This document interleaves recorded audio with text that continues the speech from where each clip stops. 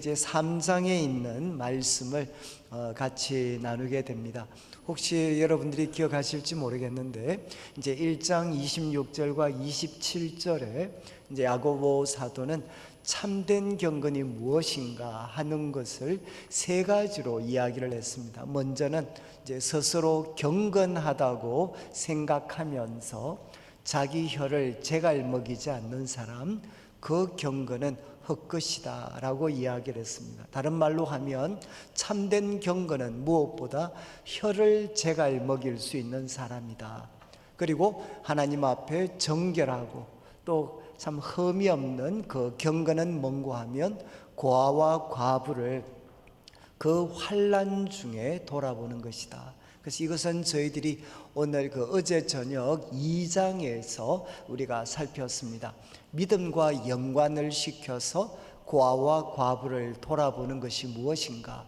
그래서 예수 그리스도를 믿는 믿음을 가진 사람은 차별하는 사람이 아니라 긍휼을 행하는 사람이고, 하나님께서 우리에게 주신 참된 믿음은 우리 속에 성령님께서 자유의 율법을 새겨 놓으셨기 때문에 우리는 행함이 있는 믿음을 가질 수밖에 없다. 특별히 그것은 이제 고아와 과부를 돌아보는 그 사랑의 삶으로 나타나는 것이다, 이렇게 설명을 했습니다. 그리고 세 번째는 자신을 지켜 새 속에 물들지 않는 것이다 라고 세 가지를 정리했는데, 이제 오늘은 3장에서는 이제 그 혀를 제갈 먹이는 것에 대해서 우리가 함께 살펴보려고 합니다. 아마 이 말씀은 이제 여러분들께서 대부분 내용을 잘 알고 계실 것 같습니다. 그런데 이제 여러분들이 그 성경을 이렇게 좀 대하실 때 한 번씩은 이제 성경의 내용을 좀 알고 나면, 그러면 한 번 정도는 야고보 사도가 이 편지를 기록할 때 이제 이 편지를 받는 교회 성도들의 모습은 어땠을까? 그러니까 그 당시 교회와 성도들의 모습이 사실 이 서신서 속에 많이 반영이 되어져 있습니다. 그래서 서신서를 살필 때에는 한번 역순으로 먼저 내용을 한번 살핀 다음에 그 다음 편지가 이래 쓰여진 걸 보니까 당시 야고보 사도 당시에 교회 모습은 어떠했나 하는 것을 한번 이렇게 정리를 한번 해보고, 그리고 그 가운데서 다시 말씀을 한번 묵상을 하시게 되면 참 새롭게 깨달을 수 있는 것들이 참 많이 있습니다. 우리가 1장, 2장을 살펴봤는데 야고보 당시에 이제 이 편지를 받고 있는 우리 초대교회 성도들 모습이 어떠했을까? 우리 1장을 통해서 본다면 우리 성도들의 삶에 외적인 그런 고난, 시험들이 참 많이 있었습니다. 그런데 모든 성도들이 그 외적인 고난에 대해서 승리하는 삶을 살았겠습니까? 모든 성도들이 승리하는 삶을 살았다면 이런 편지를 줄 이유가 없죠. 모두가 잘하고 있는데. 그런데 성도들 가운데 외적인 고난이 왔을 때 넘어지는 사람들이 아마 여러 분 계셨던 것 같습니다. 그러니까 지금 외적인 고난이 왔을 때 어떻게 해야 되는가 하는 것을 야고보 사도가 구체적으로 교훈을 하고 있습니다. 그리고 또 하나 내적인 유혹이죠. 유혹. 초대교회 성도들이라고 해서 이제 교회가 세워진 지 한 30년이나 이렇게 세월이 지난 후에 성도들 중에 한 사람도 이런 내적인 유혹에 무너지는 사람이 없었겠습니까? 그렇다면 이 글이 쓰여질 이유가 없습니다. 그런데 생각보다 적지 않은 성도들이 이제는 내면의 그 유혹에 굴복하는 일들이 많이 일어났으니까 지금 야고보 사도는 이 교훈을 주고 있습니다. 그리고 말씀과의 관계에서 여러분, 말씀을 어떤 상황 속에서도 말씀을 이렇게 속히 듣기보다 오히려 말을 많이 하고 때로는 분노에 지배되는 그런 모습들을 초대교회 성도들도 사실은 많이 나타냈겠죠. 그리고 세월이 지나면서 교회 속에 말씀을 듣기는 듣지만 실천하는 사람보다는 듣는 것으로 끝나버리는 사람들이 아마 많이 있었을 겁니다. 그러니까 야고보 사도는 1장 후반부에 말씀과 바른 관계를 가져야 될 것에 대해서 도전을 했습니다.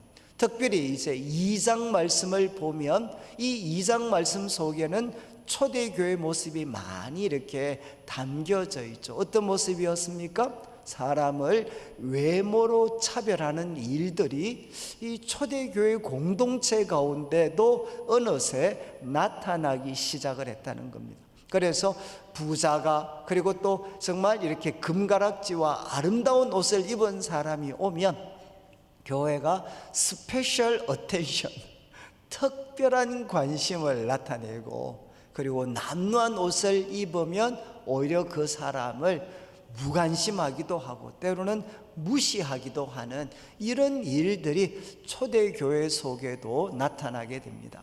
그리고 나아가서 이제 사람들, 어려운 사람들이 왔을 때 좋은 말은 많이 하는데 정말 더웁게 해라, 그리고 또 잘 드시라, 평안히 가라, 말은 많이 하는데 아무도 몸에 쓸 것을 별로 주지 않습니다. 이렇게 되었을 때 여러분, 남루한 옷으로 대표되는 가난한 사람들이 교회 속에서 얼마나 소위 시험에 들고 상처를 받는 일들이 일어났겠습니까? 여러분, 이제 1장과 2장 속에 반영되어 있는 야고보 사도가 편지를 보낼 때 이 편지를 받는 교회의 모습, 성도들의 모습은 우리가 짐작할 수가 있습니다. 생각보다 유혹과 시험에 굴복하는 분들이 자꾸 나타나고, 말씀과 바른 관계에서 이탈해서 이제는 분노의 지배가 되고, 나아가서 말씀을 듣기는 듣는데 생활에는 별로 변화가 없는 이런 분들이 나타나고, 또 특별히 사회적 약자에 대해서 차별을 하게 되고, 그리고 나아가서 말은 많은데, 좋은 말은 많이 하는데 구체적인 실천이 없는 이런 모습들이 아마 초대교회도 나타나기 시작을 한 것 같습니다. 여러분, 만약에 교회가 이런 모습으로 이제 점점 바뀌게 되었을 때 교회는 누가 등장하겠습니까? 야, 우리 교회가 정말 첫사랑을 잃어버렸고, 그리고 우리 믿음의 선조들이 가졌던 그 아름다운 모습을 잃어버렸으니까 이제 교회는 새로워져야 돼, 그리고 교회는 바뀌어야 돼, 이렇게 주장하고 생각하고 행동하는 사람들이 나타나기 시작을 했겠죠. 그리고 또 교회가 바뀌어져야 된다고 할 때 중요한 문제이긴 하지만 강조점들이 차이가 날 수 있습니다. 이제는 교회는 뭔가 바뀌어야 될 것 같은데 다른 강조점들을 주장하는 분들이 자꾸 생기게 되고, 그러면 어떻게 되겠습니까? 교회 속에서 자꾸만 다툼과 분쟁들이 일어나게 됩니다. 제가 이렇게 말씀을 드린 것은 지금 우리가 살피는 3장의 말씀은 아마 이런 시대상, 이런 시대의 상 위에서 이 말씀을 이해를 해야만 아마 바르게 저는 해석하는 거라고 생각을 합니다. 자, 이제 3장 1절을 잠깐 한번 보시면 이렇게 시작을 합니다. 내 형제들아, 너희는 선생된 우리가 더 큰 심판을 받을 줄 알고 선생이 많이 되지 마라. 이렇게 야고보 사도가 권면을 합니다. 여러분들, 우리가 3장, 이 야고보서 3장은 우리가 믿음이 좀 있고 성경을 좀 아시는 분들은 하나같이 기억하는 게 무엇이냐?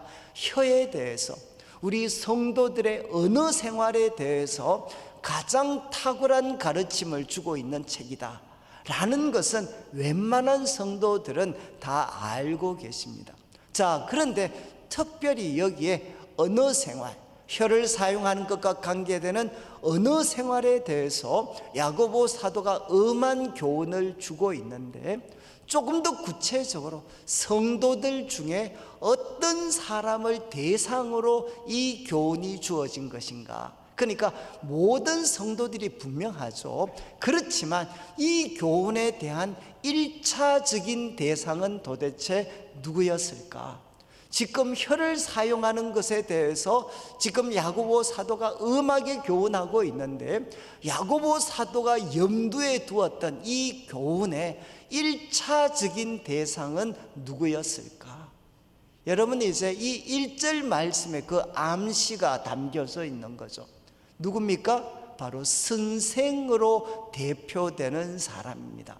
여러분, 너희는 선생된 우리가 더 엄격한, 더 큰 심판이라는 것은 더 엄격한 심판을 받기 때문에 이거 알고 웬만하면 선생이 되지 마라, 이렇게 교훈을 시작을 하고 있습니다.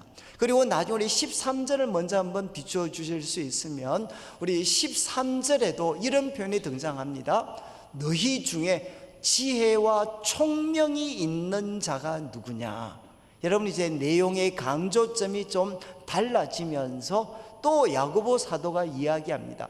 너희 중에 지혜와 총명이 있는 자가 누구냐? 여러분, 이 사람을 누구라고 부르죠? 교회 내에 지금 지혜와 총명이 있는 사람들이 누굽니까? 바로 선생들이죠. 리더들이죠. 리더들. 그러니까 1절과 13절 말씀을 통해서 볼 때 이 3장의 가르침의 1차적인 대상은 누구냐?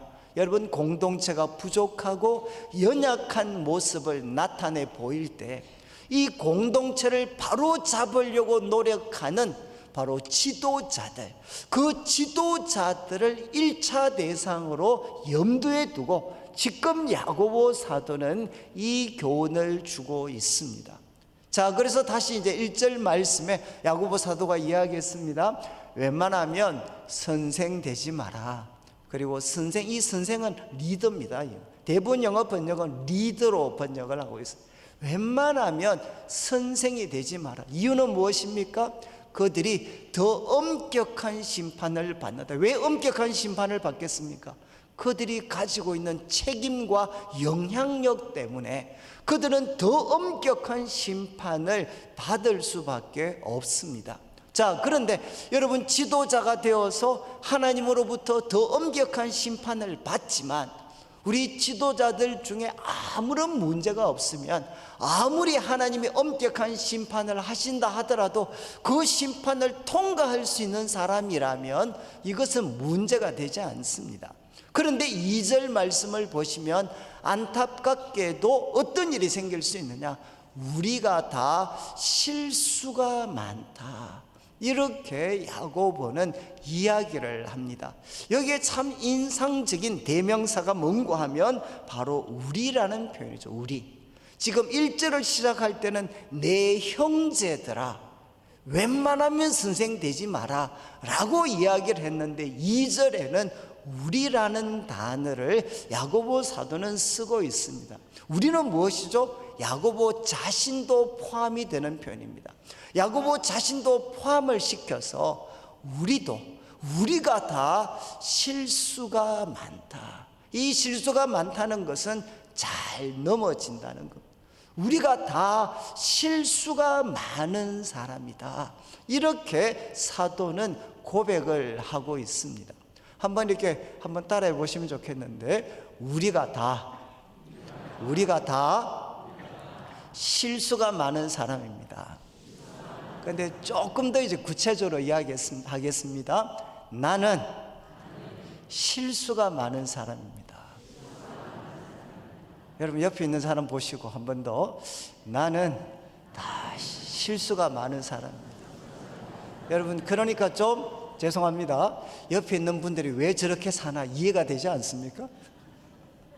여러분, 참 저는 이 야고보서 묵상하다가 여기에서 가슴이 좀 찡했어요. 야고보는 초대교회 가장 거룩한 사람, 초대교회 성도들 가운데 거룩을 대표하는 인물이 바로 야고보였습니다. 그런데 가장 탁월한 영성, 거룩한 삶을 가졌다고 인정받았던 야고보가 뭐라고 고백하나? 우리가 다, 그리고 내가 실수가 많은 사람이다, 이렇게 고백을 하고 있습니다. 우리는 다 실수가 많은 사람이고, 그리고 지도자들도 예외가 아니라는 겁니다.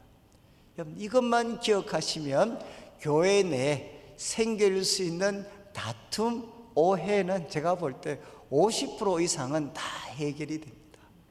우리가 다 실수가 많은 사람이다. 그런데 사도가 이야기합니다. 그렇지만 만일 말의 실수가 없는 자라면 온전한 사람이다. 여러분, 만일 우리는 다 실수가 많은데 만일 어떤 사람이 말의 실수가 없는 사람이라면 온전한 사람이다. 이렇게 사도가 이야기를 합니다.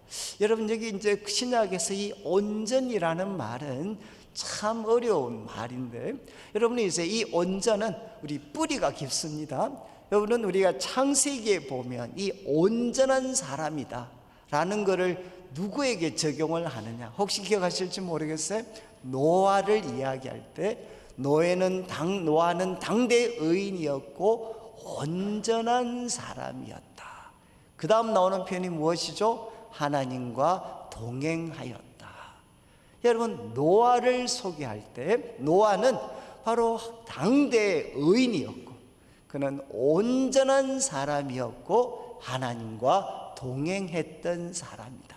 그래서 많은 성경학자들은 신약에 사용된 이 온전이라는 말의 가장 핵심적인 뜻이 무엇일까? 그것은 노아처럼 어떤 상황 속에서도 하나님과 동행의 길을 선택할 수 있는 사람. 이해하시겠습니까? 보통 온전이라는 말은 부정적으로 이해가 됩니다. 흠이 없는 사람, 흠이 없는 사람. 그러면 여러분, 이 온전하다는 것은 무슨 뜻이냐? 어떤 상황 속에서도 노아처럼 하나님과 동행하는 길을 선택하는 사람. 여러분, 이제 이 말의 실수가 없는 사람이라면 그 사람은 참 노아처럼 온전한 사람이라는 겁니다. 그러면서 이야기합니다. 능히 온 몸도 굴레를 씌울 수 있다. 능히 온 몸도 굴레 씌울 수 있는 사람이다. 그런데 이 성경에서 몸이라는 단어, 특별히 신약 성경에서 이 몸이라는 단어가 참 이해하기 어렵습니다. 온 몸도 굴레 씌운다. 무슨 뜻인지 아시겠죠? 저는 참 성경에 특별히 예를 들면 로마서 12장 1절에 너희 몸을 하나님이 기뻐하시는 산제사로 드려라. 그죠? 너희 몸을 하나님이 기뻐하시는 산제사로 드려라. 이건 너희가 드릴 영적 예배다. 몸을 드린다는 게 뭡니까? 아마 지금은 이렇게 생각하시는 분이 아무도 없겠지만 과거에는 이 몸을 하나님께 드리는 것을 목사가 되고 사모가 되고 선교사가 되는 것으로 이해했던 적이 있습니다. 저는 우리 어릴 때 우리 할머님을 따라서 제가 이게 어른들 부흥회를 제가 많이 참석을 했습니다. 그런데 지금도 잊을 수 없는 그런 그 목사님의 간증 중에 하나가, 예화 중에 하나가 이런 게 있었습니다. 어떤 참 영국 같은데 시골 마을에 부흥회가 있었는데 그때 이제 말씀 전하는 게 다 끝난 다음에 여러분이 이제 우리나라도 그랬고 아마 외국도 그런 것 같아요. 마지막 시간에 헌금을 드리는 시간이 있었습니다. 헌금. 그래서 헌금을 드리는데 그때 참석했던 한 아이가 돌발 행동을 하게 됩니다. 무슨 행동을 하느냐? 헌금 주머니에다 머리를 넣었습니다. 머리를. 그래서 이제 어른들이 묻는 거죠. 너 왜 지금 이제 성전 헌금 주머니에다가 머리를 잡아 넣느냐? 그때 유명한 말을 합니다. 몸밖에 드릴 것 없어 이 몸 드립니다. 그러면서 이 아이가 커서 리빙스톤이 됐니 이런 어떤 참 그 간증, 예화를 들었던 적이 있어요. 저는 그 이야기를 들으면서 어릴 때 결심을 했습니다. 나도 언젠가 커서 한 번은 헌금 주머니 돌릴 때 내 머리를 잡아 넣는다. 그래서 사람들이 물을 때 몸밖에 드릴 것 없어 이 몸 드립니다 라고 이런 고백, 나 한 번만, 내가 꼭 한 번은 할 거다 라고 생각했던 적이 있습니다. 그때 여러분, 몸을 드린다는 것은 제가 무엇으로 이해를 했느냐? 결국 목사가 되고 사모님이 되고 선교사가 되는 소위 풀타임 사역자가 되는 것이다 라고 이해했던 적이 있어요. 그런데 여기 몸을 하나님께 드리라는 것은 무엇이죠? 목사가 되고 선교사가 되는 게 아닙니다. 뜻이 뭐냐? 몸은 행위의 총체입니다. 모든 인간의 행위는 무엇을 통해 이루어지느냐? 몸을 통해서 펼쳐지는 겁니다. 그러니까 너희 몸을 하나님께 드리라는 것은 무슨 말씀이냐?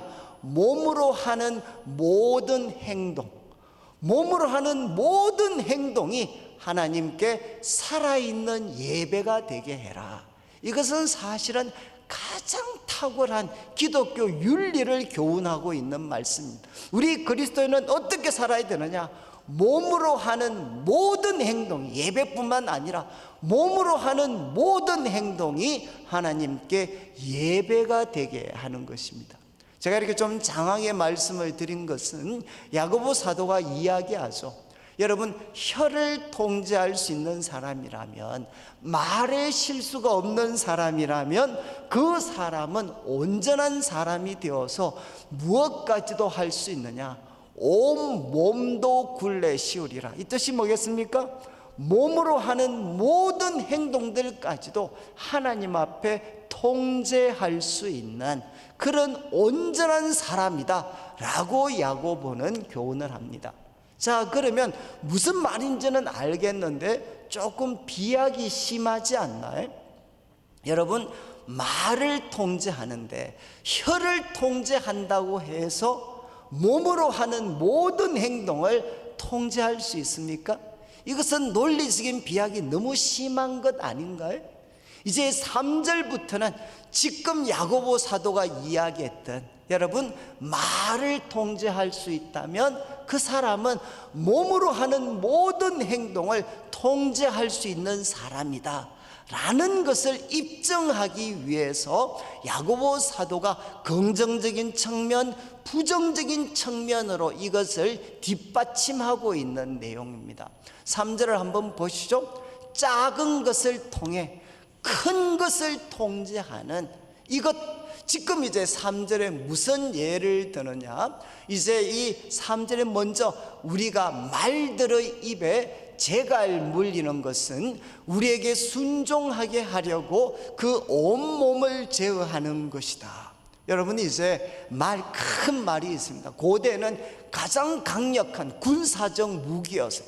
오늘날로 말한다면 좀 비약을 좀 이렇게 좀 과장을 하면 마치 탱크와 같았던 그 강력한 힘을 가진 그 말, 그 말을 인간이 어떻게 통제할 수 있습니까? 그 강력한 힘을 가진 말을 통제할 때 사람들이 붙어서, 여러분, 내 다리와 모든 것들을 붙잡아서 통제하는 게 아니고 그 입에 작은 재갈을 물려가지고 그 입에다가 작은 재갈을 물려서 그 크고 강한 말을 통제를 하고 있습니다. 여러분, 이걸 통해서 우리가 무엇을 이해할 수 있습니까? 작은 것을 통해 큰 것을 통제할 수 있는 일이 일어날 수가 있다는 거죠. 그리고 또 4절 말씀을 보시면 또 하나 예를 듭니다. 배를 보아라, 배. 여러분, 사람들이 바다를 항해하는데 타고 다녔던 그 배를 봐라. 여러분, 바다에는 무엇이 있습니까? 광풍의 위험이 있고, 그리고 밑에는 암초의 위협이 있습니다. 여러분, 광풍이 불고 밑에는 암초의 위험이 있는데도 여러분, 그 큰 배가 암초와 이 어떤 광풍에 이 어떤 모든 어려움을 극복하고 목적지에 도달하게 할 때, 여러분, 사공이 어떻게 그 놀라운 일을 합니까? 어떻게 하죠? 모든 힘을 동반해서 그 배를 막 붙잡고 흔들어서 암초와 그리고 또 이 광풍을 극복하는 것이 아니라 배에 있는 키, 마치 운전대와 같은 그 키를 통해서 큰 배를 통제하게 된다는 겁니다. 야고보 사도는 이걸 통해서 우리에게 이야기합니다. 작은 것을 통해 큰 것을 통제하는 일들이 얼마든지 일어날 수가 있다는 겁니다. 저는 이제 이 말씀을 통해 한번 제가 큰 깨달음을 가졌던 것은 뭐 이런 내용이었어요. 예였지만, 이 배를 통제할 때, 여러분, 아무리 광풍이 있고, 그리고 또 밑에는 암초가 있다 할지라도, 이거 통제하려면 배를 잘 운전해야 되는구나. 그런데 야고보 사도의 교훈대로 하면, 우리 인생을 하나의 배에 비유한다면, 여러분, 이 배를 운전하는 키는 무엇이라는 거죠? 바로 내 혀가 바로 내 인생의 배를 운전하는 키가 되는구나. 저는 참 이 말씀을 통해 이런 간접적인 교훈을 저는 갖게 됐습니다. 그리고 저는 참 삶에 큰 변화가 일어나게 됐습니다. 내 인생의 배 밖으로도 광풍이 불어오고 수면 밑에는 어디에 어떤 암초가 있는지 알 수 없는 이 위험천만한 인생의 바다를 헤쳐나가야 되는데, 바로 내 인생의 배가 이것을 잘 극복하려면 내가 혀를 통제해야 되는구나. 혀를. 그래서 그때부터 저는 밖에서부터 위험이나 또 아래로부터 예기치 않았던 어려움, 암초가 돌발적으로 발생할 때 저는 저의 혀를 지키려고 노력을 많이 했습니다. 그래서 내 혀를 바로 내 배의 키가 되기 때문에 내가 가고 싶은 방향으로, 내가 하나님 말씀을 통해 볼 때 내가 가야 되고 가고 싶은 방향으로 내 혀가 말을 하기 시작을 했어요. 지금 사도는 이야기를 합니다. 작지만 큰 것을 통제할 수 있는 일이 얼마든지 가능하다는 겁니다. 그러니까 우리 성도들도, 야고보 사도가 왜 참된 경건은 자기 혀를 제갈 물리는 것이라고 이야기했겠습니까? 바로 이 이유 때문이죠. 혀를 제갈 물릴 수 있는 사람은 몸으로 하는 모든 행동을 통제할 수 있는 사람이니까, 한 사람이 경건한가 그렇지 못한가 하는 것은 신앙의 경력만 살필 것이 아니라 그 사람의 혀를 살펴야 된다. 그 사람이 어떤 말을 하는지를 살펴야 된다는 겁니다. 자, 이제 야고보 사도는 이야기했습니다. 이 혀는 우리 인생의 배 키에 해당할 수 있는데, 이 키를 바르게 사용할 때 온 몸을 우리는 통제할 수 있습니다. 자, 그런데 5절 말씀을 보시면, 여러분, 이 작은 것이 큰 것을 통제하는 이런 영향력을 가졌다라는 것은 이제 우리 모두가 인정을 하겠는데, 여러분, 안타까운 것은, 여러분, 작은 것이 큰 영향력을 가진다라는 이것이 긍정적인 방향에도 적용될 수 있지만, 안타깝게도 이것은 부정적인 방향으로도 적용될 수가 있다는 겁니다. 제가 지금 이제 조금 어색하고 좀 마음이 무거웠던 것은, 지금 대구에 산불이 났습니다. 그리고 대구에 산불이 난 그곳을 저는 잘 알고 있는 지역이거든요. 저희 교회하고는 조금 떨어져 있지만 저희들이 자주 가는 곳입니다. 자주 가는 곳. 그런데 지금 우리 대구의 건간에, 우리 경상북도 쪽에 대형 산불이 일어났잖아요. 그래서 저희들이 돕고 섬기는 교회에도 정말 불타고 사택이 불타고 이런 참담한 일들이 많이 일어났습니다. 그런데 여러분, 그 엄청난 산불이 어떻게 시작이 되었습니까? 다 작은 불씨를 통해서, 정말 사람이 실수해서 했던 그 작은 불을 통해서 엄청나게 많은 나무를 태워버리는 이런 파괴적인 결과가 일어났죠. 여러분, 작은 것이 큰 것을 통제하는 큰 영향력을 가진다는 것은 긍정적인 방향, 배라든가 아니면 또 우리가 말이라든가 긍정적인 방향으로도 사용될 수 있지만, 산불처럼 파괴적이고 부정적인 방향으로도 이 혀는 영향력을 가질 수가 있다는 겁니다. 그러면서 이어지는 6절 말씀을 한번 보시죠. 직접적으로 이제 야고보 사도가 이야기합니다. 혀는 무엇이냐? 우리 인생에 있어서 혀는 무엇이냐? 이것은 불이다, 불. 근데 여러분, 이 불이 건설적인 방향으로 작동하는 의의 세계가 아니라 부정적인 방향으로 작동하는 불의의 세계다. 불의의 세계. 그 다음 말을 보시죠. 혀는 우리 지체 중에서 온 몸을 더럽히는, 바로 온 몸을 더럽힌다. 여러분, 말 한마디 잘못하면 어떻게 됩니까? 우리가 몸으로 했던 모든 수고가 갑자기 한순간 우리가 말 한마디 잘못하면 어떻게 되느냐? 몸으로 했던 모든 행동들이 다 추하고 더럽혀져 버립니다. 지금 사도는 이야기합니다. 혀는 불이다. 불.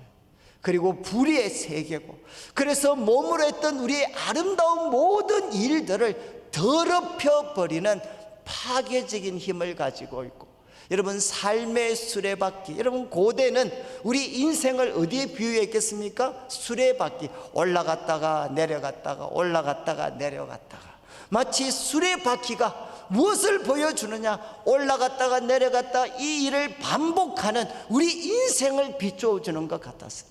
그래서 사도가 이야기합니다. 이 말은 무엇이냐?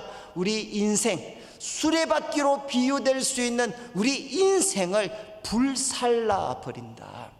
그리고 마지막 구절을 보시면 그 사르는 것이 지옥불에서 나느니라. 여러분, 이 말은 무엇입니까?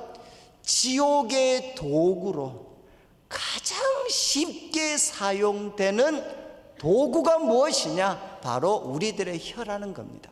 여러분, 우리 가정을 지옥 같은 공동체로 만들고, 죄송합니다, 때로는 교회를 지옥 같은 공동체로 만들 수 있는데, 만드는데 가장 쉽게 사용되는 것이 무엇이냐?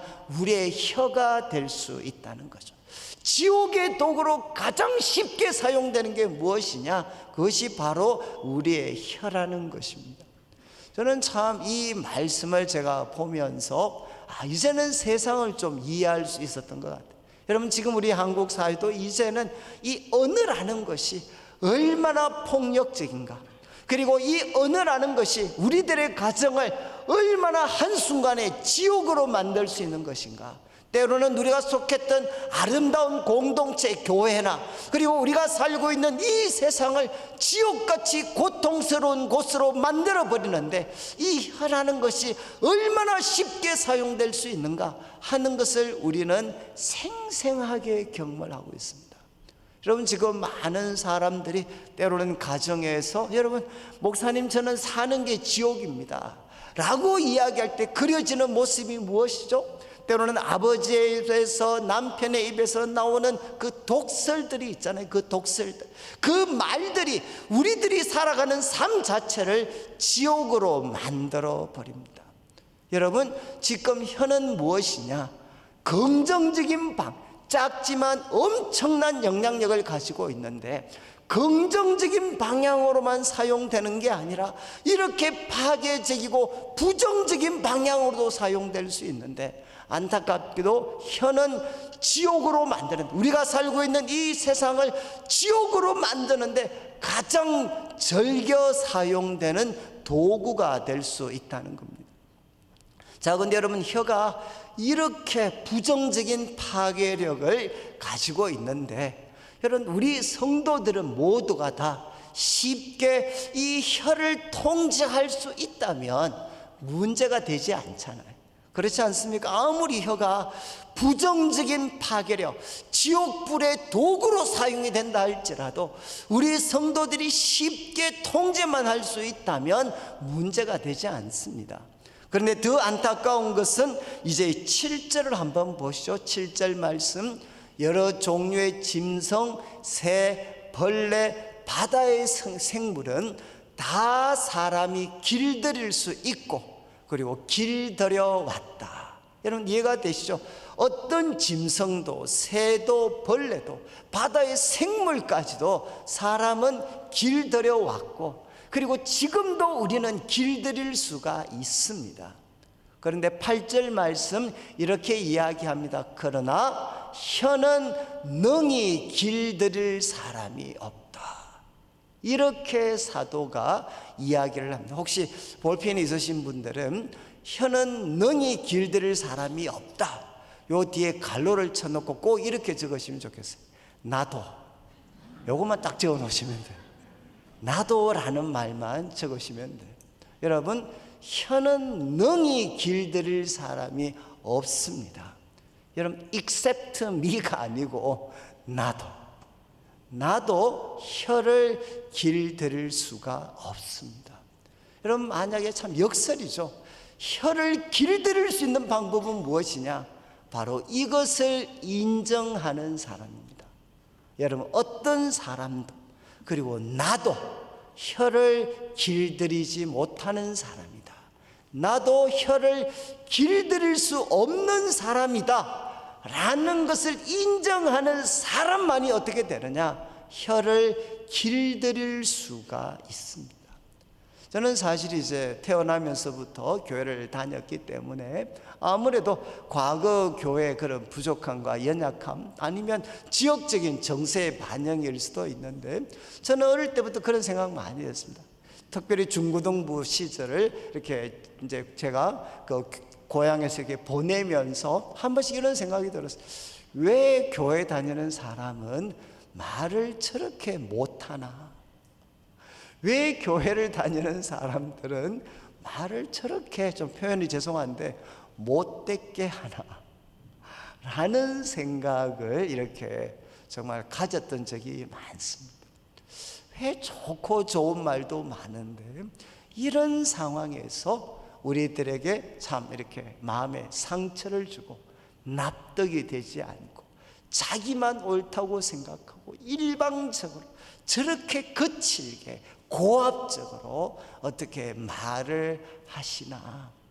저는 참 교회 속에 있으면서 왜 우리 교회를 다니는 분은 말을 참 잘 못하시나? 그리고 또 저도 똑같았죠. 저는 나름대로 상대방을 위하고 그리고 상대방을 배려한다고 했던 말이 오히려 상대방에게 더 큰 실망과 상처를 주는 일들을 저는 참 많이 경험을 했습니다.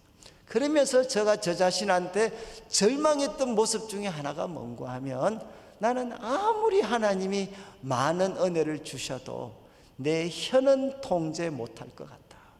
나는 참 말을 사람들에게 진심으로 사랑하고 격려가 되고 도움이 되는 그런 말은 나는 할 수 없는 사람, 할 줄 모르는 사람으로 저는 참 오랫동안 생각을 했습니다. 그런데 제가 이 야고보서를 공부하고 나서 가졌던 가장 큰 위기 결국 뭐였느냐? 나 같은 사람도 내가 이 혀를 조금은 통제할 수가 있겠구나. 저는 이 야고보 말씀을 제가 공부를 하고 배웠기 때문에 부족하지만 지금 그래도 우리 집 사람도 저를 데리고 살고 있고, 우리 교회 장로님 성도님들도 아직 저를 이렇게 담임 목사로 그냥 데리고 살고 있어 주는 거죠. 과거에 제가 정말 이 어떤 하나님 말씀을 통해 내 혀가 다듬어지지 않았더라면 저는 어쩌면 우리 가정을 지옥 같은 가정으로 만들었을지 모르고, 그리고 우리 교회를 지옥 같은 교회로 저는 만들었을지 몰라요. 왜? 저는 혀를 통제할 수 없는 사람이었어요. 그런데 여러분, 사도가 이야기합니다. 참 역설적으로 이 혀를 진정 통제할 수 있는 것은 어디서부터 시작하나? 바로 이 사실을 인정하는 것. 혀는 능히 길들일 사람이 없다. 그리고 나도 예외가 아니다. 이것을 인정할 때 비로소 우리는 혀를 통제할 수 있는 사람이 되게 됩니다. 그래서 사도는 이야기하죠. 혀는 능히 길들일 사람이 있고, 더 나아갑니다. 쉬지 아니하는 악이다. 악. 쉬지 아니하는 악이다. 방학이 없다는 것. 그리고 또 뭐라고 이야기하느냐? 죽이는 독이 가득하다. 여러분, 어떤 사람의 말을 듣고 나면 어떻습니까? 누군가의 말을 한번 듣고 나면 마치 독이 몸에서 퍼져나가는 것처럼 삶의 의욕과 기운들이 한순간에 사라져버리는, 여러분, 상대방이 나한테 그렇게 심한 말 한 것 같지도 않는데 무슨 말 듣고 나면 꼭 뭔가 뱀에게 물려서 그 독이 퍼져나갔을 때 일어나는 것처럼, 여러분, 삶에 아무 의욕이 없어져 버리는 그런 순간들을 어쩌면 여러분들이 많이 경험했을 겁니다. 여러분, 혀는 무엇이냐? 바로 죽이는 독이 가득하다는 겁니다. 저는 그래서 제가 이 말씀 배우고 나서부터는 이제 상대방, 특별히 말이 좀 거치신 분들과 이제 같이 대화를 할 때는 좀 죄송하지만 제가 이런 표현을, 행동을 많이 합니다. 이렇게 이분이 무슨 말씀하시면 이렇게 하고 또 이렇게 하고. 자, 이게 무슨 뜻이겠습니까? 무슨 이야기하면 제가 이쪽으로 돌리고, 또 무슨 말하면 저쪽으로 돌리고. 이게 무엇이겠습니까? 독을 피하는 겁니다. 무슨 말하면 그 말이 나한테 꽂히는 순간 나는 또 독이 퍼져나갈 때 일어날 수 있는 삶의 모든 의욕들거리 다 사라져 버리니까 무슨 말이 이야기하면 주님 피합니다. 피합니다. 여러분, 혀는 어떤 것이냐? 쉬지 않는 독이고 쉬지 않는 악이고 죽이는 독이 가득합니다. 그러니까 저는 집에서, 여러분 아마 경험 많이 하시죠? 집에서 이야기하실 때 지금부터 몸 풀으셔서 리듬, 스텝을 잘 맞춰서 잘 피하셔야 돼요. 잘. 저는 교회를 섬기면서 그래도 노력을 많이 해서 뭐라고 좀 이렇게 이야기하시면, 물론 제가 잘 듣지만 이야기하시면 제가 잘 피합니다. 잘 이렇게 피해. 그 독이 듣긴 하지만 그 독이 내 속에 들어오지 못하도록 저는 이렇게 잘 피해 다닙니다. 그런데 여러분, 혀는 능히 길다릴 사람이 없고 그리고 쉬지 않는 악, 그리고 죽이는 독이 가득하다. 여러분, 이 말을 들을 때 좀 공감은 되시는데 그것도 조금 심한 것 같지 않습니까? 여러분, 지금 자기를 한번 보시오. 자기가 나 혀를 능히 길들일 사람이 없다. 이건 조금 동의가 되는 것 같아요. 그렇지만 쉬지 않는 악이다. 여러분의 혀가, 여러분의 말이 쉬지 않는 악입니까? 그리고 여러분의 말이 죽이는 독이 가득합니까? 여러분이 이 정도의 사람인가요? 이거는 좀 너무 과장법이지 않나요? 제가 난지도에 이렇게 한 3년 반 살았을 때 이제 그곳에 들어가서 1년 이상 제가 좀 이제 거기에서 이제 집을 얻어서 살았습니다. 우리 옆집 아줌마가 난지도에서 이제 별명이 욕쟁이 아줌마였어요. 그러나 이분이 욕을 하면 정말 욕의 세계가 차원이 다릅니다. 그래서 이분이 제가 한번 욕을 한번 하시는 걸 들었는데, 제가 조금 과장을 하면 2시간 동안 욕을 하시는데 반복되는 단어가 없이 욕을 하셨어요. 저는 그때 이제 이 욕의 신세계에 대해서, 야, 저렇게 우아하고 다양하고 찬란한 말로 욕을 할 수 있구나. 여러분, 이 욕쟁이 아줌마가 제가 아침에 출근을 하거나 이렇게 지날 때 만납니다. 그러면 그 아줌마가 저한테 욕을 합니다. 그러면 제가 독에 맞은 사람처럼 괴로워할까요? 힘들어할까요? 그분은 진짜 쉬지 않는 악이잖아요. 입만 열면 욕입니다. 여러분, 그분이 저한테 아침에 저를 만났을 때 욕을 하면 그것이 파괴적일까요? 생각보다 파괴적이지 않습니다. 욕하는 사람이, 항상 욕하는 사람이 욕을 하면 그거는 생각보다 힘이 별로 없어요. 근데 혹시 제가 가는데 우리 아줌마가 혹시 뭐 이렇게 욕을 안 하시거나 때로는 이제 조금 좋은 말을 하시면 제 생각에 우리 아줌마가 아프신가? 아니면 약 드셨나? 이런 생각을 하게 되죠. 제가 말씀드리는 것은 이제 다루는, 우리 9절부터 다루는 것은 혀가 쉬지 않는 악이다. 그리고 죽이는 독이 가득하다. 길들일 사람이 없다. 이게 무슨 말인가 하는 것을 우리에게 설명을 해줍니다. 여러분, 이 8절 말씀은 항상 성도들이 입만 열면 욕을 한다, 이 상황을 나타내는 것이 아닙니다. 말씀드린 것처럼 항상 욕하는 사람이 욕을 하면 생각보다 견딜만 해. 그런데 죽이는 독이 가득하여서 내 삶의 모든 의욕을 꺾어버리는 순간은 어떤 순간이냐? 9절을 한번 보시죠. 혀가 어떤 때가 될 때 이것으로 우리가 주 아버지를 찬송하고 또 이것으로 하나님의 형상대로 지음을 받은 사람을 저주한다. 여러분, 혀가 바로 죽이는 도구로 전락될 수 있는 순간은 언제라는 겁니까? 항상 욕하는 사람이 욕할 때가 아니라 하나님을 찬송하던 혀가 사람을 저주하는 것으로 사용될 때, 여러분, 이것은 죽이는 독이 가득한 바로 그런 파괴력을 가진다는 겁니다. 그러면서 10절을 보시죠. 계속 이 가르침을 이제 사도는 이야기를 합니다. 혀가 죽이는 독이 가득한 파괴력을 가질 때가 언제냐? 한마디로 요약하면 그것은 혀가 이중적이 될 때라는 겁니다. 혀가 한 가지 욕만 할 때가 아니라 혀가 이중적이 될 때, 혀는 죽이는 독이 가득한 치명적인 것으로 사용될 수가 있다는 거죠. 그래서 10절에 이야기합니다. 한 입에서 찬송과 저주가 나온다. 내 형제들아, 이것이 마땅하지 않다. 또 11절을 보시오. 11절, 샘이 한 구멍으로 어떻게 단물도 내고 선물도 내겠느냐. 또 12절에 이야기합니다. 내 형제들아, 무화과 나무가 감람 열매를, 포도나무가 무화과를 맺겠느냐. 이와 같이 짠물이 단물을 대지 못하니라. 여러분, 계속해서 야고보 사도가 교훈하는 것이 무엇입니까? 혀가 치명적인 파괴력을 가지는 순간은 언제냐? 그것은 바로 혀가 이중적이 될 때, 하나님을 찬송하던 혀가, 사랑을 이야기했던 혀가 돌변하여서 어떤 사람을 저주할 때 이 혀는 치명적인 파괴력을 가지고 있다는 겁니다. 저는 우리 청년들을 섬기면서 저는 간접적으로 이거를 경험을 할 때가 많았어요. 제가 이제 우리 청년들 중에, 애들 중에는 한 번씩 기가 완전히 꺾여서 삶의 의욕을 전혀 갖지 않고 그냥 막 살아가는 애들이 있습니다. 그래서 제가 이제 만나서 한 번씩 상담을 하고 대화를 나눕니다.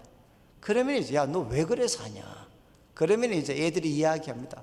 목사님, 저 우리 어머니 아시죠? 이렇게 이야기를 해요. 야, 너희 어머니 교회에서 존경받는 권사님 아니냐? 그러면 이 친구가 뭐라고 이야기하느냐? 목사님, 맞습니다. 우리 어머니 온 성도들이 존경합니다. 그리고 저도 우리 어머니 존경합니다. 여러분, 그 다음 말이 뭔가 하면 그 어머니가 저한테 너는 인간 안 되겠다라고 이야기했다는 거예요. 그러면 무엇이냐? 그 존경받는 어머니가 나한테 인간 안 되겠다라고 이야기하면 그거는 맞다는 거예요.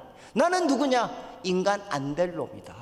그래서 거기에 합당해서 살겠다는 거예요. 말장난 같지 않습니까? 그래서 제가 그 어머니를 만났거든요, 권사님. 그 권사님한테, 아니 권사님, 아무리 화가 나도 그렇지 아한테 어떻게 너 인간 안 되겠다 이런 말을 하실 수가 있습니까? 그럼 우리 권사님들 공통적인 반응이 뭐겠습니까? 아이고 목사님, 저 나쁜 놈이 말이죠, 내가 100번 참다가 한 번, 나도 사람 살아야 되겠다 싶어서 100번 참다가 한 번 이야기했는데 그 한 번 이야기했는 것 가지고 믿고 확신해서 저 난리를 치고 있습니다. 이렇게 이야기를 이해하시겠죠? 저는 그때 알았어요. 그래서 제가 우리 부모님들한테 이야기합니다. 100번 참으셨으면 100번 참은 게 억울해서라도 한 번만 더 참으십시오. 왜? 여러분, 100번 참았던 것이 어떻게 되느냐? 엄청난 파괴력을 가졌어요. 이 하나님을 찬양하고 그에게 사랑을 표현했던 그 혀가 저주로 전락이 되면 어떻게 되느냐? 이것은 100배의 파괴력을 가지게 됩니다. 여러분, 그러니까 어떻게 돼야 되느냐? 우리는 지금까지 참았기 때문에 한 번 더 참는 사람들이 되셔야 된다는 거죠. 저는 참 이 청년들을 오래 상대했기 때문에 저는 참 이런 이야기 많이, 특별히 우리 또 부모님들 이런 이야기 잘 하시잖아요. 어떤 애는 또 그 인생을 또 포기했어.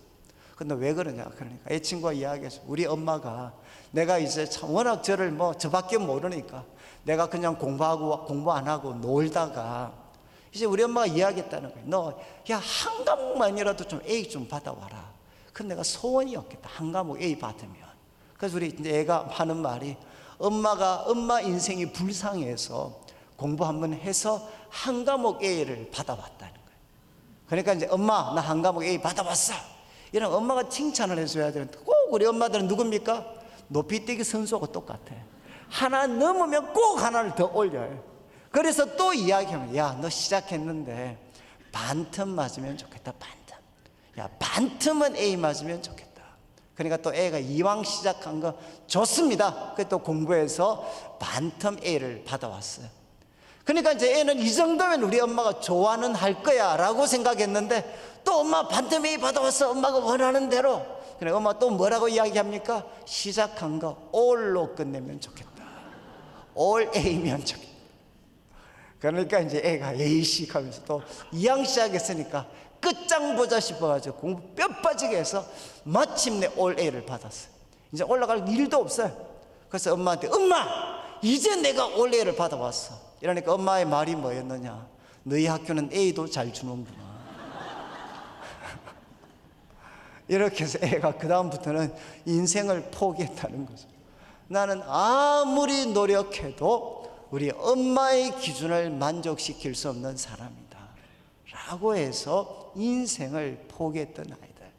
저는 참 이 교회 속에서 여러분, 가장 거룩한 분의 입에서 나오는 때로는 부정적인 말 한마디가 상대방의 인생을 끝장내버리는 파괴력을 가질 수 있습니다. 저는 참 이렇게 사역자들한테도 이런 이야기 많이 들었어요. 제가 요즘에 별로 안 하는데 청년들 제가 집회를 많이 다녔기 때문에, 과거에 우리 청년들 집회 가면 여러분 거기서 같이 자고 먹고 다 같이 했으니까 야밤에는 뭐 하느냐, 청년들 상담하는데 많은 시간을 보냈어요.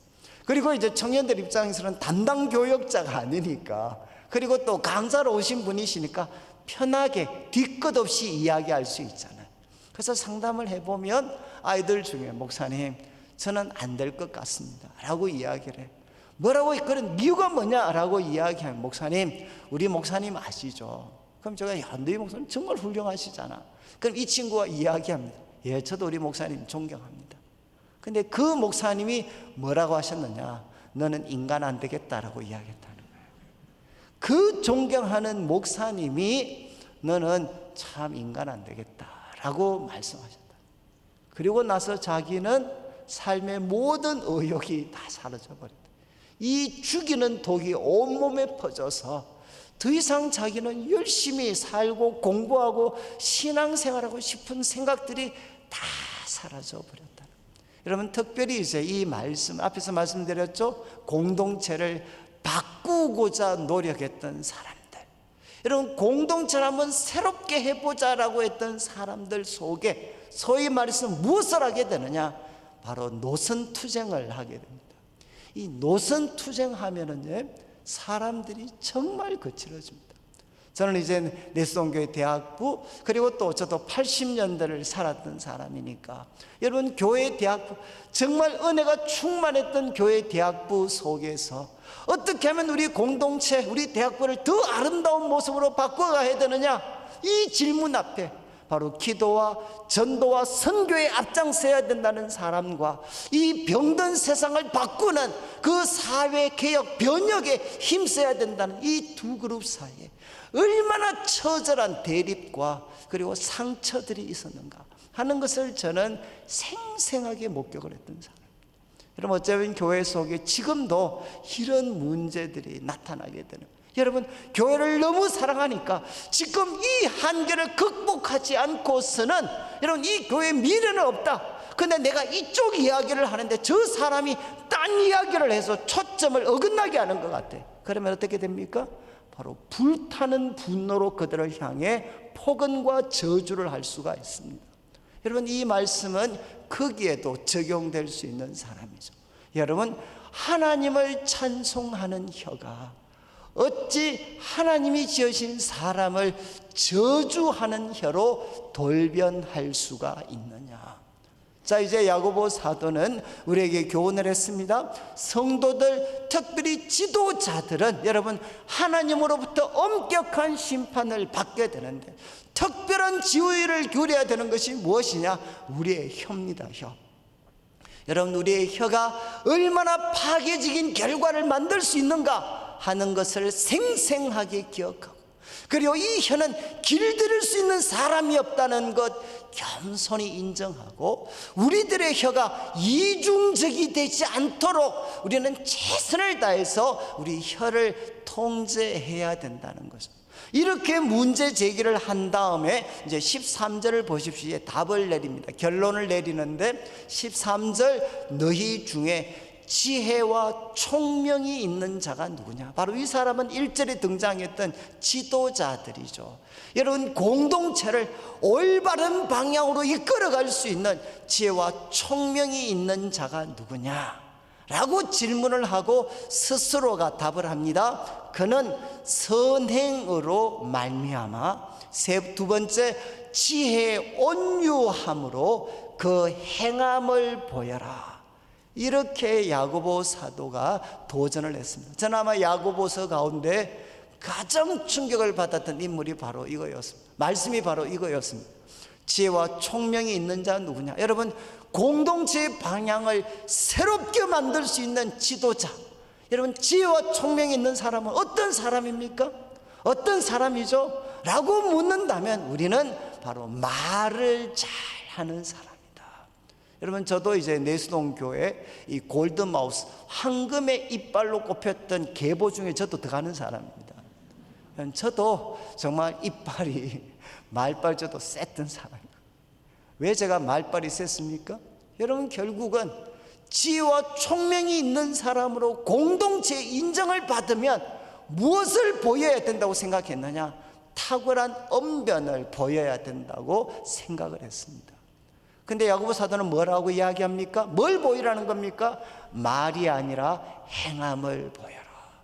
그리고 두 번째, 선행으로 여러분, 성경에서 선행이라는 것은 도덕적 선이 아니고 하나님의 뜻에 부합되는 행동, 하나님의 뜻에 부합되는 행동이 무엇이냐? 선행입니다. 선행. 근데 특별히 자세는 어떠한가? 지혜의 온유함으로. 이거는 뭔가 하면 지혜가 주는, 이때 지혜는 하나님이 주시는 지혜인데, 하나님이 주시는 그 지혜가 우리에게 제공하는 온유함입니다. 온유함. 여러분, 여기 온유함은 우리 예수님께서 팔복을 말씀하실 때 온유한 자는 복이 있나니 그가 땅을 기업으로 차지할 거라고 했어요. 여러분, 여기 사용된 온유입니다. 그래서 핵심적인 뜻이 무엇이냐?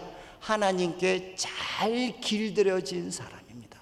하나님께 잘 길들여진 사람. 여러분, 공동체를 새롭게 만들 수 있는 참된 지도자들은 누구인가? 세 가지 단어. 여러분, 행동을 보여야 되는데 그 행동은 무엇이냐? 하나님의 뜻에 부합되는 선행입니다. 그리고 어떤 자세로?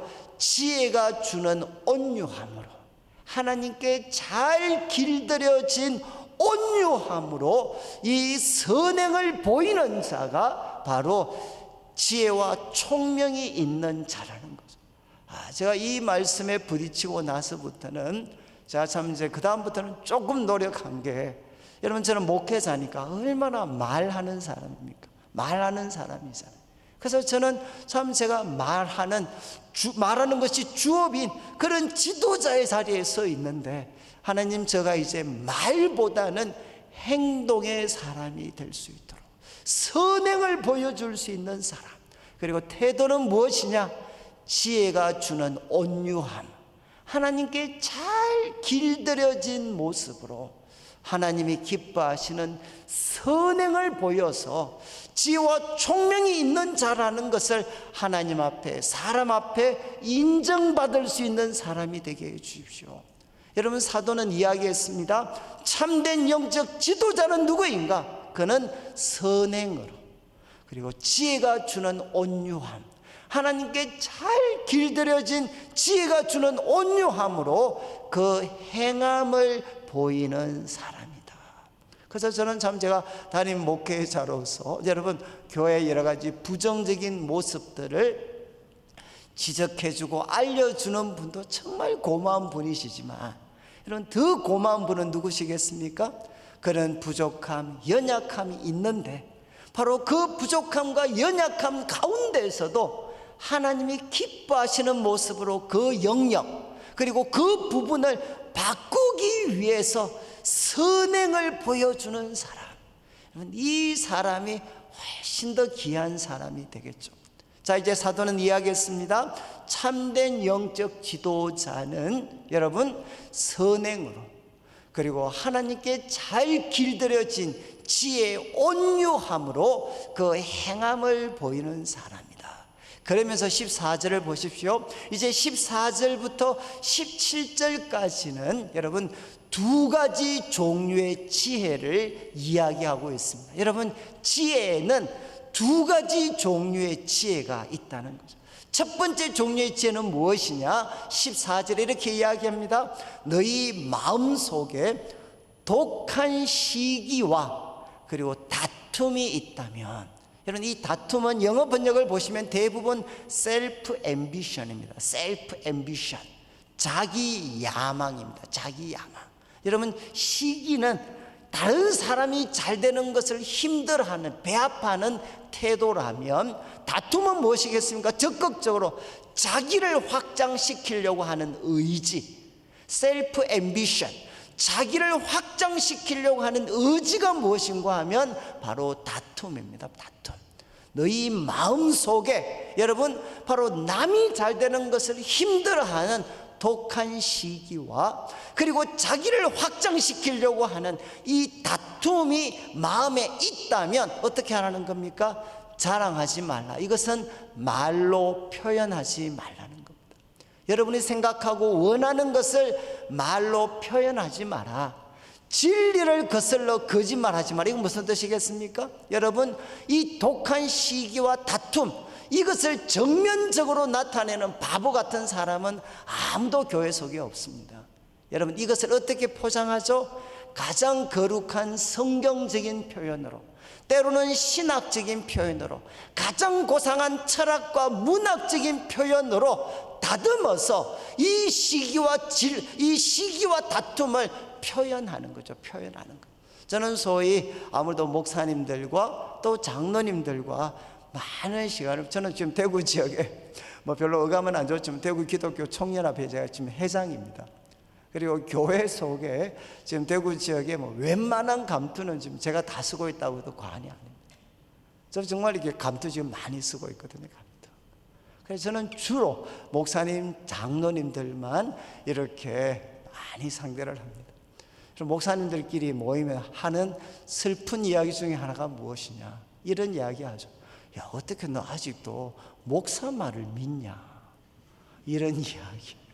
그리고 또 장로님들끼리 모이면, 아니 어떻게 장로가 하는 이야기를 액면 그대로 받아들이냐? 그래요, 여러분, 저는 참 많은 소위 교단 정치라든가 이런 것과 관계되는 세속 정치를 떠나서 교회 정치와 관련된 많은 모임 속에서 악당들의 특징이 무엇입니까? 말을 너무 잘해. 성경적인 언어, 신학적인 언어 적절하게 섞어서 얼마나 공유해 말을 잘하는지 몰라요. 근데 결론은 무엇이죠? 바로 저놈들은 나하고 다른 쪽에 있는 사람들은 나쁜 놈이고 바로 우리가 모든 것을 차지해야 돼. 결국 그 중심은 무엇이냐? 시기와 다툼이죠. 남이 잘 되는 것은 저지하고 내가 나 자신을 높이는 것. 이거 조금 더 확대하게 말씀을 드리면 진영 논리에 빠지는 겁니다. 내 진영은 참되고 다른 진영에 속한 사람은 다 틀려서 바로 이와 같은 태조. 너희 속에 독한 시기와 다툼이 있으면 자랑하지 마라. 진리를 거슬러 거짓말하지 마. 여러분, 시기와 다툼 얼마나 무서운가 제가 말씀드렸는지 모르겠는데 우리 고대 이런 이야기가 있습니다. 한 왕이 전장에서 정말 혁혁한 공을 세운 두 명의 충신을 불러가지고 이렇게 이야기했어요. 첫 번째 사람한테 너 무엇이든지 구해라. 내가 다 해줄게. 다. 이렇게 제안을 합니다. 근데 그 제안을 하면서 단서를 하나 붙였어요. 무슨 단서를 붙였느냐? 옆에 있는 사람에게는 네가 구한 것에 바로 내가 너에게 주는 것에 배를 옆에 있는 사람에게 주겠다. 이렇게 왕이 제안을 했습니다. 여러분, 만약에 여러분이 이 제안을 받았으면 무엇이든지 원하는 대로 구해라. 성경처럼 다 주겠다. 그런데 단서는 무엇이죠? 옆에 있는 사람은 두 배를 가지게 돼. 여러분이 이 상황이라면 여러분은 뭘 구하겠습니까? 여러분 뭘 구하시겠어요? 돈 한 100억 정도 구하면 되지 않나요? 돈 100억. 그러면 떵떵거리면서 살 수 있잖아요. 근데 하나 문제는 뭡니까? 옆에 있는 놈이 200억을 가지는 거죠. 여러분, 우리 한국 사회 아시죠? 우리 한국 사회 문제는 뭡니까? 우리 한국 사회 문제는 더 이상 배고픈 것이 문제가 아닙니다. 한국 사회 문제는 배고픈 것이 문제가 아니고 배가 아픈 것이 문제입니다. 우리 한국 사회 모든 갈등은 여기에 있는 거죠. 배가 고픈 게 문제가 아니고 배가 아픈 게 문제입니다. 배가 아픈 게. 지금 똑같은 상황이죠. 왕이 무엇이든지 구해라. 내가 다 줄게. 근데 옆에 있는 사람은 갑절을 줄게. 이 사람이 장고 끝에 내린 결론이 뭔 줄 아십니까? 왕에게 뭘 구했겠습니까? 이렇게 구했어요. 왕이요, 저의 한쪽 눈을 뽑아 주십시오. 이게 이 사람이 내린 결론입니다. 왜? 그러면 옆에 있는 사람은 2개 뽑히거든요. 이게 무엇이냐? 정말 가질 수 있는 좋은 것들이 얼마나 많습니까? 다 포기하고 결국은 남의 2눈을 뽑게 하기 위해서 이 좋은 기회를 자기 한쪽 눈 뽑는 데 사용하도록 만드는 것이 시기와 다툼이 가지고 있는 강력한 힘입니다. 강력한 힘. 지금 사도가 이야기하죠. 너희 마음속에 아무리 고상한 성경 구절, 고상한 신학적인 표현, 철학적인 언어를 사용한다 할지라도 너희 중심의 동기가 시기와 다툼이라면 여러분 말하지 마라. 그리고 거짓말하지 마라. 그리고 이어지는 말씀 보십시오. 15절, 우리가 이것을 표현하는 순간 이것은 위로부터 내려온 것이 아니고 여러분 이렇게 합니다. 땅의 것, 정욕의 것, 귀신의 것. 저는 참 이 과거 개역 성경 혹시 집에 가셔서 한번 보시면 과거 개역 성경 이전 번역은 어떻게 되어 있나? 이런 지혜는 위로부터 내려온 것이 아니고 이제 세상적이고 정욕적이고 마귀적인 것이다. 이렇게 번역되어 있습니다. 저는 이게 조금 더 어감이 정확한 것 같아요. 여러분, 이런 지혜는 하나님으로부터 온 것이 아니고 근거가 땅에서부터 온 것이고 세상적이고 욕심에서 나오는 정욕적이고 그리고 이것은 마귀적인 것입니다. 꼭 기억하셔야 돼. 아무리 성경 구절을 갖다 대고 아무리 철학적이고 신학적인 그런 고상한 언어를 사용한다 할지라도 세상적이고 정욕적이고 마귀적인 지혜가 있습니다. 여러분, 현란한 성경 구절을 갖다 낸다고 해서 그 사람 입에서 나오는 말이 위로부터 난 지혜는 아닐 수가 있습니다. 중요한 것은 무엇이냐? 그 사람 중심의 동기죠, 동기. 그 동기가 사랑과 섬김이 아니라 바로 이제는 시기와 다툼이 된다면 아무리 거룩한 표현을 쓴다 할지라도 그것은 세상적이고 정욕적이고 마귀적입니다. 그런데 이 사람이 사용하는 이 사람의 지혜가 세상적이고 정욕적이고 마귀적인지 아닌지 어떻게 구별할 수 있겠습니까? 16절을 보시죠. 구별할 수 있는 근거를 제시합니다. 시기와 다툼이 있는 곳에는 혼란과 모든 악한 일이 있습니다. 여러분, 여기 혼란은 무엇이냐? 영어로는 disorder입니다. disorder. 질서가 와야 되는 것입니다. 질서가 와야 되고 그 다음 어떤 일이 생기나 모든 악한 일들이 우죽순처럼 일어나게 된다는 거죠. 여러분, 아무리 성경적이고 신학적 언어를 사용해서 이야기한다 할지라도 그 제안을 받아들이는 순간 우리 삶의 현장에는 질서가 다 와해되어 버리고 그리고 와해된 그 질서가 무너진 가운데서 모든 악한 일들이 우죽순처럼 솟아나게 만드는 것이라면 어떻게 해야 되나? 그것은 세상적이고 정욕적이고 마귀적인 지혜라는 것입니다. 여러분, 하나님께서 창조하실 때 어떻게 했죠? 여러분, 하나님께서 창세기 1장에 창조하실 때 어떻게 했습니까? 거기는 바로 어둠이 지배를 했고 그리고 땅은 공허하고 혼돈했다. 여러분, 땅이 혼돈하고 공허했다. 혼돈이 무엇이냐? 디스오더입니다. 공허했다가 무엇이냐? 텅 비어 있었다는 거죠. 여러분, 하나님께서 창조를 본격적으로 시작할 때 이 원시 우주는 세 가지의 모습, 어둠이 지배했고 무질서가 지배했고 텅 비어 있었습니다. 그런데 하나님 어떻게 하셨습니까? 그 가운데 먼저 빛을 창조하셨죠. 하늘을 가르셨죠. 그리고 바다와 육지, 물을 한쪽에 모으셔서 바다와 육지를 구별하셨습니다. 그리고 시간의 질서를 세우셨습니다. 여러분, 하나님이 하셨던 첫 번째 일은 무엇입니까? 질서를 먼저 세우셨어요. 그 다음에 질서 세우신 다음에 그 다음 하신 일이 무엇이죠? 하늘을 채우고 바다를 채우고 땅을 채우는 일을 하신 거죠. 이게 바로 창조의 순서입니다. 그러나 시기와 질투, 이 시기와 자기 야망이 지배되면 정반대의 일들이 일어난다는 거죠. 먼저는 질서가 와해되고 그 와해된 질서 가운데서 모든 악한 일들이 우죽순처럼 솟아나게 된다는 거죠. 제가 좀 이런 말씀은 죄송한 말씀인데, 저는 이제 많은 교회를 다녔기 때문에, 많은 교회를 보았기 때문에 여러분 죄송합니다. 천사 같았던 성도들이 여러분 마귀로 바뀌는 것이 한순간의 일이구나 하는 것을 저는 얼마나 많이 목격했는지 몰라요. 여러분, 이 교회, 여러분 사단의 전략은 무엇이냐? 먼저는 질서를 와해시킵니다. 그래서 고린도전서를 보시면 여러분, 고린도전서의 성적인 그런 문란함의 죄악도 있었지만 무려 4장을 할애해서 바울이 교훈한 게 무엇입니까? 하나됨을 지키라는 거죠. 하나됨을 지키라. 왜 4장이나 할애했겠습니까? 바로 질서를 바로 세워야 그 다음에 무엇을 할 수 있느냐? 모든 악한 일로 가득 채울 수가 있습니다. 그런데 시기와 자기 야망이 지배하게 되면 공동체는 질서가 와해되고 그리고 모든 악한 일들이 우죽순처럼 솟아나게 됩니다.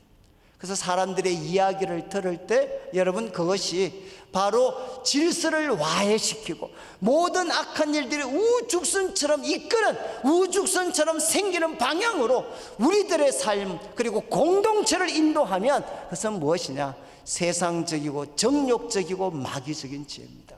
그런데 이와 대조적으로 17절을 보시죠. 17절, 이와 대조적으로 정말 이거는 클라이막스입니다.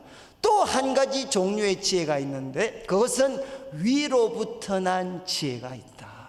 하나님이 주시는 지혜, 위로부터 난 지혜가 있다. 그러면서 첫 번째가 무엇입니까? 성결하다, 퓨러, 정말 깨끗하다는 거죠. 정말 자기의 야망 그리고 시기와 질투로부터 벗어난 정말 깨끗한, 여러분 하나님이 주시는 지혜의 가장 특징이 무엇이냐? 인간의 야망 그리고 시기와 질투로부터 벗어난 정말 깨끗한 지혜. 여러분, 자기를 높이고 다른 사람을 깔아뭉개는 것이 아니라 다른 사람을 높이고 하나님의 영광을 드러내는 쪽으로 여러분 깨끗한, 성결하다. 이게 위로부터라는 제 첫 번째 특징. 두 번째는 무엇입니까? 화평함, 관계에서 화평화, 피스풀, 평화를 만들어냅니다. 그리고 여러분, 관용은 무엇입니까? 관용은 무엇이냐? 다른 사람에게 양보하는 겁니다. 다른 사람에게 기꺼이 양보할 수 있어요. 여러분, 누가 생각나시죠? 아브라함과 룻이, 아브라함과 조카 롯이 땅에 대해서 서로 이야기할 때 아브라함이 자기가 아직 정말 삼촌이었지만 롯한테 선택권을 양보하잖아요. 왜 양보할 수 있습니까? 여러분, 사람을 높이는 것은 나의 선택에만 매인 것이 아니라 하나님에게 달린 것입니다. 그래서 내가 가장 높아질 수 있는 길은 무엇이냐? 여러분, 바로 하나님께 맡기면서 우리가 양보할 수 있는 사람이 될 때 그때 하나님이 우리를 높여주시죠. 위로부터 난 지혜는 우리가 믿음을 기반으로 하고 있기 때문에 어떤 사람이 되게 하느냐? 하나님을 신뢰하기 때문에 양보할 수 있습니다. 그리고 여러분, 양순하다는 말의 핵심적인 뜻은 무엇이냐? 다른 사람의 의견을 경청하는 것입니다. 저는 제가 그런 이야기를 많이 들어요. 여러분, 어떤 누구도 자신의 생각이 시작부터 끝까지 100% 맞는 사람은 없습니다. 그리고 반대로 어떤 사람도 그 이야기가 여러분 시작부터 끝까지 완벽하게 틀린 사람도 없습니다. 그냥 퍼센테이지가 한 90%, 10%는 되겠죠. 그러면 어떻게 됩니까? 상대방에게도 최소한 10%에 들을 만한 진실이 있다는 거죠. 그러면 어떻게 되느냐? 바로 경청해야 됩니다. 저는 외국에서 영성신학을 공부하면서 제가 제일 충격적으로 들었던 표현 중에 하나가 Holy Listening. Holy Listening. 이거는 하나님의 말씀에게만 적용되는 게 아니라, 여러분 성도들과 이야기할 때 성도들 속에 누가 계십니까? 성령님이 계십니다. 그래서 우리가 말을 들을 때에는 그 사람 속에 계시는 성령님이 나에게 말씀하시는 것을 듣는 것처럼 홀리 리스닝, 잘 경청해야 된다. 여러분, 위로부터 난 지혜는 먼저는 욕심으로부터, 시기와 질투로부터 깨끗하게 벗어나 있습니다. 두 번째, 관계적인 면에서 평화를 만듭니다. 그리고 사람들에게 기꺼이 양보하는 관용의 사람이 되고, 다른 사람의 의견에 귀를 기울이는 양순한 사람이 됩니다. 그래서 그 사람에게는 무엇이 가득하냐? 긍휼과 선한 열매가 가득합니다. 사람을 품어주는 긍휼과, 그리고 또 하나님이 기뻐하시는 선한 열매가 가득하고, 두 가지가 없습니다. 편견이 없다. 이것은 무엇이죠? 진영의 사람이 되는 겁니다. 한쪽 진영의 사람이 되는 편견. 그리고 거짓은 무엇이냐? 외식입니다. 외식. 여러분, 외식은 무엇입니까? 가면을 쓰고 연기하는 거죠. 여러분, 위로부터 난 지혜는 한쪽 진영의 사람이 되는 게 아니라 우리는 예수 그리스도의 사람이 되는 것입니다. 그리고 이 사람에게는 바로 거짓, 위선이 없습니다. 두 얼굴의 사람이 되지 않는다는 거죠. 자, 이제 위로부터 난 지혜. 이 지혜는 이런 본성을 가진다는 거예요. 여러분, 먼저는 하나님이 주신 거기 때문에 욕심과 시기, 질투로부터 벗어나 있는 거룩함, 성결함이 있고, 관계적인 면에서 하나님이 주신 깨끗한 지혜이기 때문에 여러분, 사람을 평화로 인도할 수 있습니다. 그리고 관용과 양순의 사람이 되고, 그래서 무엇이 가득하냐? 긍휼과 선한 열매가 가득하고, 두 가지가 없습니다. 여러분, 한쪽 진영의 사람이 되지 않고, 그리고 또 이 사람은 거짓, 바로 위선이 없는 사람입니다. 그래서 마지막 18절을 한번 보시죠. 18절, 저는 참 이게 화평하게 하는 자들은 화평으로 심어 의의 열매를 거둔다. 여러분, 화평하게 하는 자들은 화평으로 심어 의의 열매를 거둔다. 그런데 저는 이거는 이제 NIV나 킹 제임스 버전은 이렇게 번역을 하는데, 제가 좀 자주 참조를 하는 NASB라고, New American Standard Version이라고 NASB라는 또 영어 번역본이 있습니다. 여러분, 그 번역본에는 어떻게 되어 있느냐? 의의 열매를 거두는 씨가 있습니다. 의의 열매를 거두는 씨는 여러분, 바로 화평하게 하는 사람들에 의해서, 그리고 평화 가운데 뿌려지고 있다. 저는 이 번역을 너무너무 좋아합니다. 여러분, 교회 가운데, 이 시대 가운데 하나님이 기뻐하시는 의의 열매를 거두는 그 씨앗들, 그 씨앗들은 누구에 의해서 뿌려지느냐? 여러분, 바로 화평하게 하는 사람들, 평화의 사람들에 의해서 뿌려진다. 어떤 상태로? 평화 가운데에서 지금도 뿌려지고 있다. 이렇게 야고보 사도는 마무리를 합니다. 여러분, 저는 그래서 특별히 우리 지도자와 관련되신 분들은, 여러분, 교회와 관련해서 중요한 결정, 교회 방향과 관련해서 중요한 결정을 할 때가 얼마나 많습니까? 여러분, 그때마다 저는 이렇게 기도하셔야 돼요. 하나님, 제가 정말 하나님 앞에 정말 중요한 의사결정을 할 때, 하나님, 저 바로 세상적이고 정욕적이고 마귀적인 지혜에 제가 영향받지 않도록 도와주십시오. 그리고 하나님, 저 위로부터 난 지혜를 허락하셔서 여러분, 욕심으로부터, 그리고 시기와 질투로부터 벗어난 성결하고 정말 깨끗하기 때문에 평화를 만들어 줄 수 있는, 그래서 누구도 소외시키거나 누구도 억압하지 않고 관용과 양순의 사람이 되어서 하나님 이 지혜를 통해 긍휼과 선한 열매가 가득하고 한쪽 진영의 사람이 아니고 두 얼굴의 사람이 되지 않을 수 있는 은혜를 허락하여 주십시오. 그리고 오늘 우리가 회의를 하고 중요한 결정을 할 때마다 하나님, 우리 교회 가운데, 우리들의 삶 가운데 하나님이 기뻐하시는 의로운 열매를 거두게 하는 씨앗들이 있는데, 그 씨앗이 평화의 사람들에 의해서 평화 가운데 뿌려지게 해 주십시오.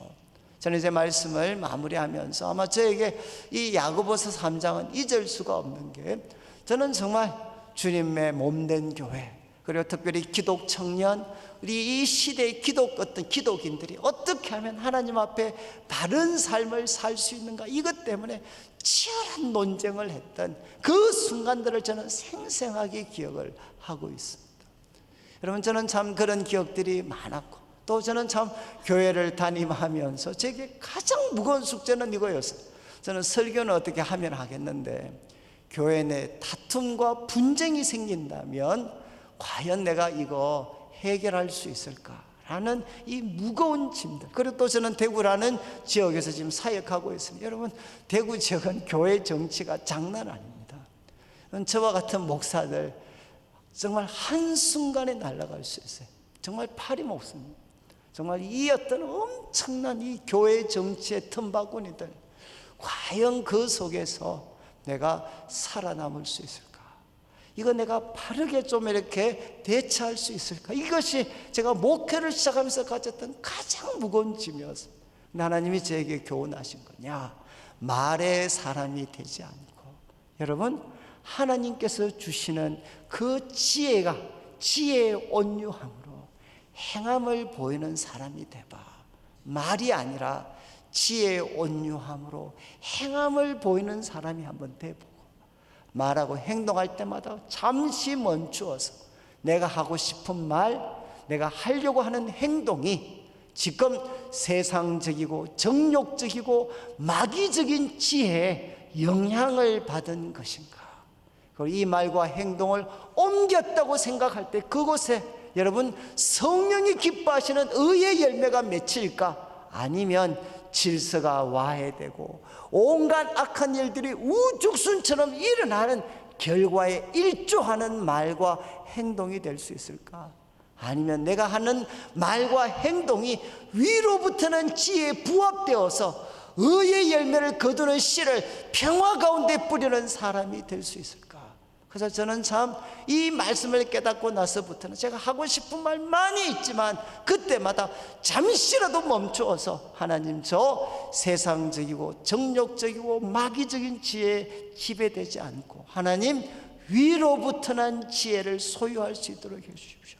정말 위로부터 난 지혜, 이 깨끗한 지혜, 사람을 하나로 묶어줄 수 있는 이 깨끗한 지혜, 누구도 소외시키지 않는 이 깨끗한 지혜를 하나님 한번 허락하여 주셔서 의의 열매를 거두는 씨를 바로 평화 가운데 뿌려갈 수 있는 은혜를 허락해 주십시오.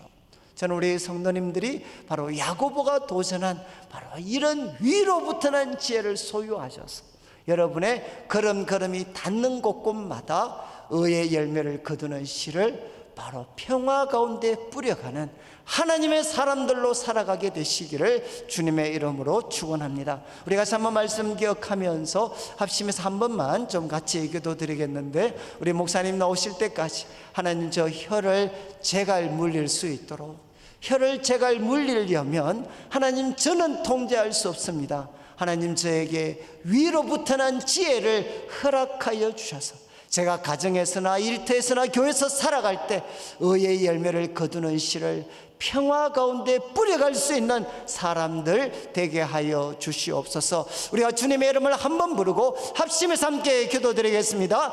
주여! 하나님 아버지, 하나님 아버지, 감사를 드립니다. 하나님, 오늘도 저희들에게 주의 말씀을 나누었습니다. 성령의 우리에게 은혜를 베풀어 주셔서 위로부터 난 지혜를 소유할 수 있도록 도와주시고, 세상적이고 정욕적이고 마귀적인 지혜, 하나님 아버지 지배되지 않는